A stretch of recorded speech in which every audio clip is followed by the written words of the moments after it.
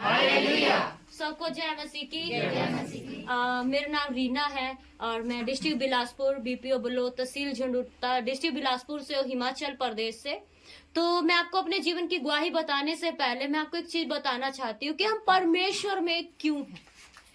क्योंकि हर कोई सबका रास्ता अलग है। कोई मंदिर में जा रहा है, कोई गुरुद्वारे में जा रहा है, कोई मस्जिद में जा रहा है, कोई चर्च में। हम यहाँ क्यों इकट्ठे हुए?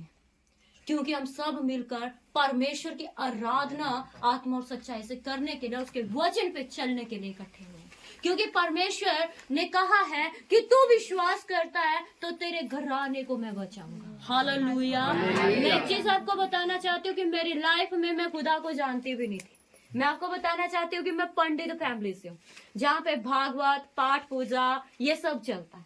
कभी कोई पूजा कभी कोई पूजा। हिंदू फैमिली से मैं निकली हुई लड़की। यहाँ पे 1.5 साल का कोई बच्चा नहीं होगा। तो मतलब जब मैं 1.5 साल की थी, क्योंकि जो मेरे मम्मी थे उनकी शादी 13 साल की उम्र में हो गई थी और 17 साल के बीच में उनके पास हम दोनों बच्चे थे। साल की जब मैं हुई भी नहीं तो मेरे भाई का जन्म हो गया था। तो मेरी नानी अम्मा मुझे जब अपने पास ले गए कि इनसे दोनों बच्चों की देखभाल नहीं होगा, एक को हम पालते हैं। तो क्या हुआ कि जब मैं 1.5 साल की हुई तो मेरे घर में पाठ पूजा हो रहा था। किसी मतलब अपने घर के मेंबरों में के बीच में हमारे घर में भागवत पाठ पूजा, कभी कुछ कोई कथा ये सब चलता रहता है।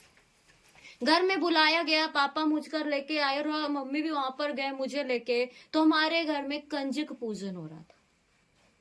तो बोला गया है कि कंजक पूजन में बोलते हैं कि कन्याओं की 9 देवियों की पूजा की जाती है। पर वहां पे हुआ क्या कि उन्होंने क्या किया कि जो मरा हुआ इंसान होता है, जो जला दिया जाता है, उसकी हड्डियों को लोग हरिद्वार में लेकर जाते हैं। पर उन्होंने मुझे हलवा में मिक्स करके खिला दी थी और मेरी लाइफ ऐसी हो गई थी कि कुत्तों को काट के, बिल्लियों को काट के उनका खून पीती थी। बल्कि इतना नर्क जिंदगी हो गई थी, कोई मेरे से बात नहीं करता था, सब मुझसे दूर भाग जाते थे। कहते ये लड़की कैसी है, ये तो मतलब सभी मुझसे नफरत करते थे। पर क्या है कि परमेश्वर ने मुझसे नफरत नहीं किया।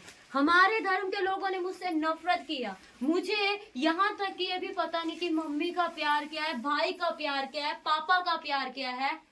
मतलब मैं इस प्यार को महसूस ही नहीं किया। पर मेरे परमेश्वर ने मुझे एक बात कही थी कि तूने मुझे नहीं चुना, मैंने तेरी माँ के गर्भ में रचने से पहले तुझे चुना। मैंने तेरे आदि को नहीं, तेरे भविष्य को देखा।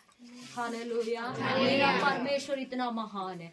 तो क्या हुआ कि मेरी लाइफ में ऐसी परिस्थितियां थी, थोड़ा बड़े हुए, कि मैं बताना चाहती हूँ कि मैं पढ़ती नहीं थी, क्योंकि मेरे से पढ़ा ही नहीं जाता। मेरे हालात ऐसे थे। तो 5वीं और 7वीं के पेपर मेरे भाई ने दिए, तब मुझे पास करवाया। क्योंकि मैं क्वेश्चन पेपर लिख के आती, पढ़ती नहीं थी। तो मेरी दादी बोलती हम इतना पैसा खर्च रहे, इसका पापा कुछ नहीं करता, घर में है, तो मैं कहाँ से करूंगी। तो मुझे बोलते इसकी शादी कर देनी है। तो हमारे घर में एक पंडित फैमिली से एक संस्कृत टीचर हमारे पास हमारे घर में आए, जो कि हमें संस्कृत पढ़ाने के लिए हमारे स्कूल में आए थे। तो उन्होंने कहा कि इस लड़की को पढ़ाओ, ये पढ़ेगी, पर इसकी शादी मत करो। और कहा इसको गायत्री मंत्र पढ़ना सिखाओ। तो जब गायत्री मंत्र बोल थोड़ी देर के लिए ठीक, फिर वही मेरा हालात। तो सभी मुझसे डरते थे। स्कूल में टीचर मेरी कॉपी चेक करने से भी डरते थे कि नहीं ये हमें, मैं उन टीचरों को भी पत्थर मारती थी। रीजन मेरी लाइफ ही ऐसी हो चुकी थी कि मैं सबसे नफरत करने लग गई थी। तो चिड़चिड़ी हो गई थी, अकेले अपने आप को मतलब ऐसा मानती थी मैं कुछ भी नहीं हूँ।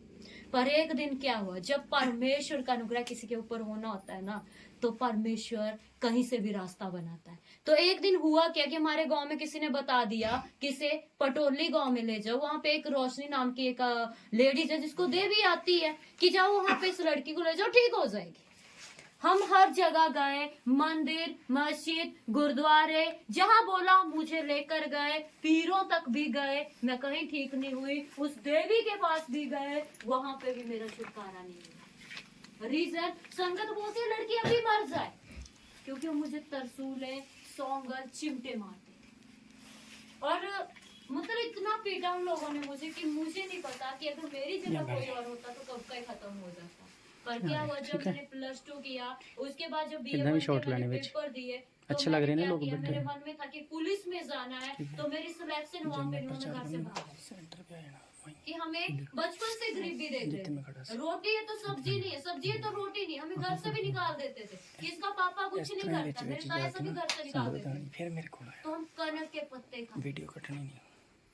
तो 7 साल का मेरा भाई था, तो वो कुल्फियां बेचता है, उसने खुद भी पढ़ा, मुझे भी पढ़ाया। और जब मैंने BA1 के पेपर दिए, मैं घर से बाहर आई।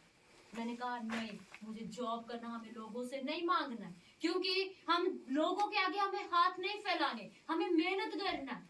तो मैं घर से भाग कर आ गई चंडीगढ़ में, अकेली लड़की। और मुझे सिस्टर जैसे एक लड़की वहां पर मिले, तो मैंने वैसे ही बात किया कि दीदी जी मैं वहां से आई हूँ और मैं जॉब की तलाश में। तो मैं कहा दीदी यहाँ कहीं जॉब मिल सकती है? तो उन्होंने कहा मैं अभी जॉब ढूंढ के मैं वहीं अपना सामान लेके जा रही हूँ, अभी मेरे साथ चलो।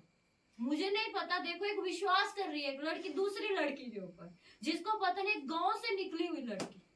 मैं उसके साथ गई तो वो हमारे, जहां हम रोपड़ पहुंचे तो हमारे रिश्तेदार निकले, मेरे दादी के फैमिली के मेंबर वो लोग निकले।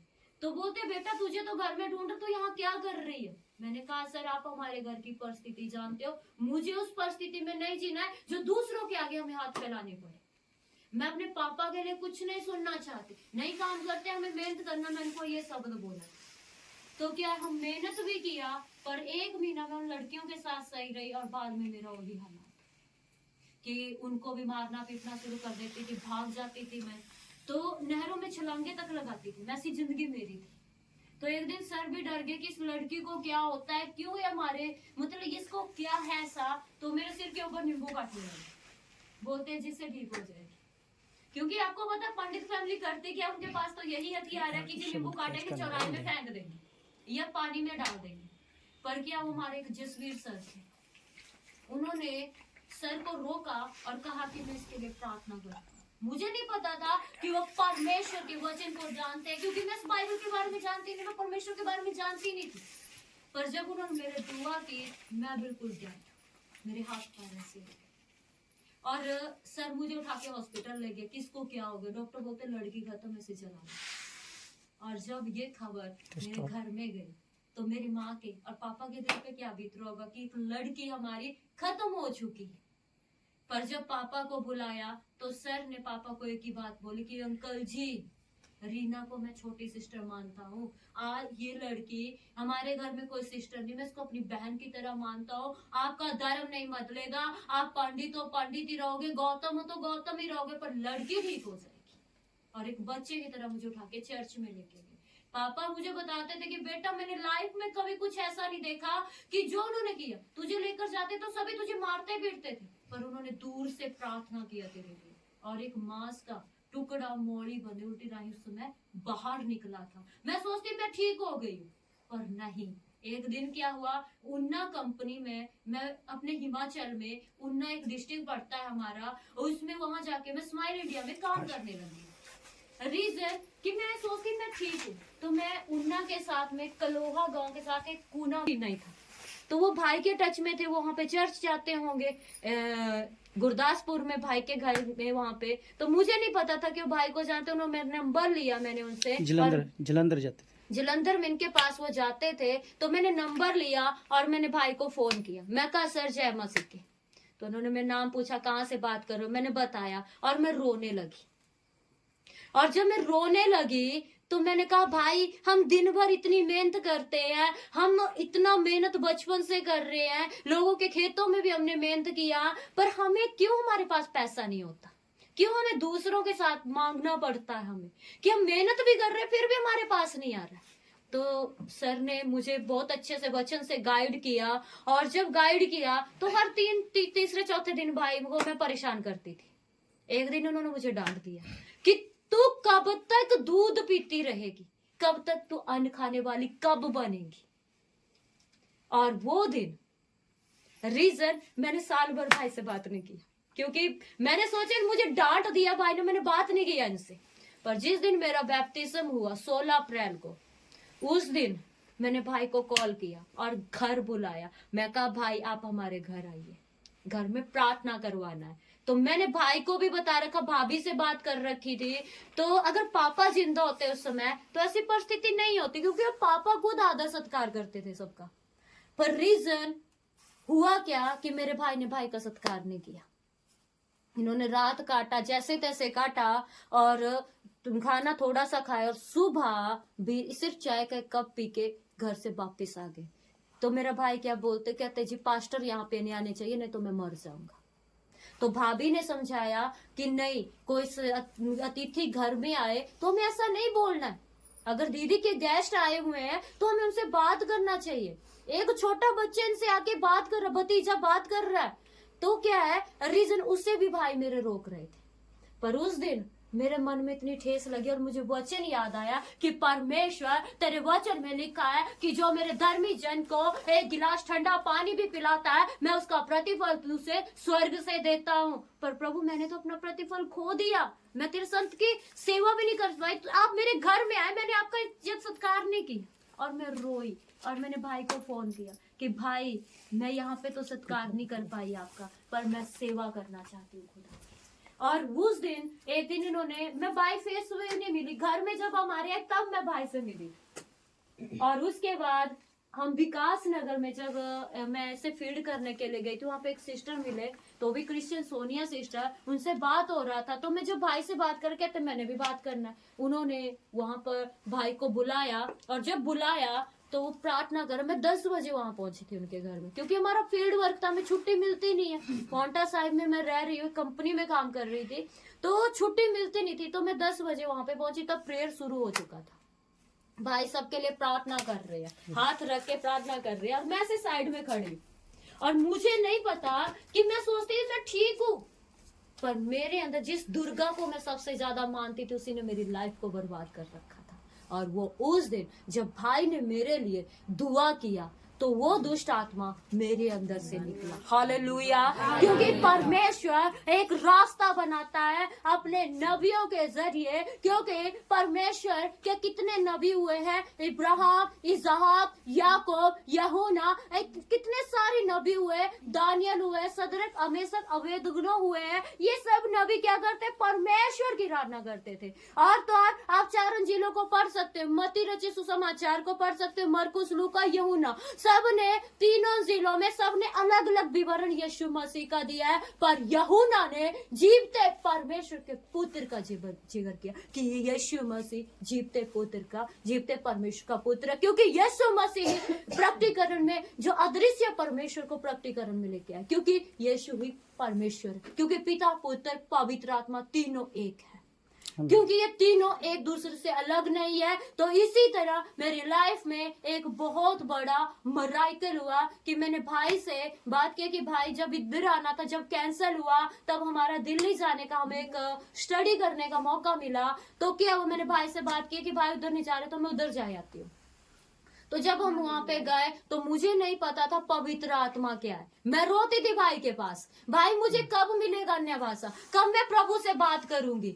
तो भाई ने बोला था आने वाले समय में खुदा तुझे खुद पवित्र आत्मा देगा, बस अपना हृदय साफ कर दे। और जब बाइबल स्टडी में गए तो हुआ क्या, जब वो चंगाई के लिए, आत्मिक चंगाई के लिए 2 दिन प्रार्थना कर रहे थे, तो मैं रो रही थी कि प्रभु सबको अन्य भाषा का वरदान मिलता है, अब मैं कुछ भी नहीं हूँ, मुझे खाली नहीं जाना है, मुझे तेरे वरदानों से भर कर जाना है। हालेलुया। तो मुझे बाइबल स्टडी में पवित्र आत्मा का और अन्य भाषा का अभिषेक मिला, और परमेश्वर ने, जो आज मैं यहाँ पे खड़ी हूँ, तो सिर्फ परमेश्वर के संतों की दुआ से। अगर संत नहीं होते, परमेश्वर के नबी नहीं होते, तो शायद मैं जिंदा भी नहीं हो सकती थी, क्योंकि परमेश्वर का रूह उनके जीवन में कार्य करता है। अगर खुदा नहीं है, अगर पिता परमेश्वर नहीं है, तो आज मैं इस जगह पे खड़ी नहीं होती। अगर यहोवा नहीं है, तो मैं इस जगह पे आज आपसे बात नहीं कर रही होती, क्योंकि मेरा परमेश्वर महान है। उसने कहा है मत्ती 8 अध्याय उसकी 5 आयत में कि एक सूबेदार यीशु मसीह के पास आया और उसने कहा, हे गुरु, मेरे सेवक न कोई रोग से, मतलब क्या है, बीमार है, ग्रसित है न कोई रोग से, तो सिर्फ मुंह से कह दे कि मेरा सेवक चंगा हो जाए। तो उसका विश्वास देखो कितना बड़ा था, कि उसका विश्वास ये था कि यीशु मसीह मुंह से कह दे कि मेरा सेवक चंगा हो जाए, तो उसी घड़ी उसका सेवक चंगा हो गया, जैसे यीशु मसीह के कहने की देर हुई। इसी तरह मेरी लाइफ में भी यीशु मसीह ने अपने नबियों को भेजा, और आज मैं जो हूँ वो अपने सर की वजह से, जिन्होंने हम सबके लिए दुआ किया और अपने साथ सेवा करने का मौका दिया, ये सब महिमा मैं परमेश्वर को देती हूँ। एक अच्छे अगुए को देने के लिए प्रभु की महिमा हो, स्तुति हो। Hallelujah, hallelujah. सबको जय मसीह।